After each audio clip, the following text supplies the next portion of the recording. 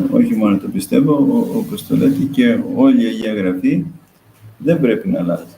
Ούτε ένα και ούτε ένα κόμμα.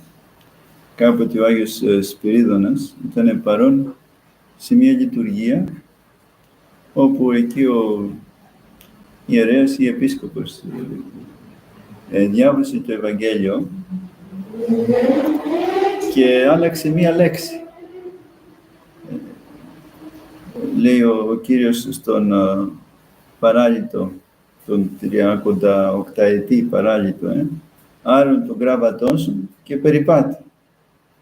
Και θεώρησε ότι η λέξη κράβατος είναι πολύ χυδαία, πολύ λαϊκή, ας πούμε. Και αντί για να πει κράβατο, είπε άρουν τον σκύμποδα. Σκύμπους είναι το σκαμί.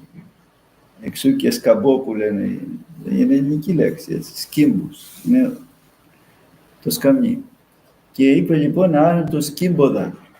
Του φάνηκε ότι είναι η καλύτερη λέξη. Όπως και σήμερα δυστυχώς κάποιες λέξεις αλλάζουν, γιατί δυστυχώς εμείς έχουμε δώσει άλλη σημασία, οι νεοέλληνες, πονηροί. Αλλά δεν πρέπει. Και αμέσως ο Άγιος έβγαλε τα αμφιά του και έφυγε.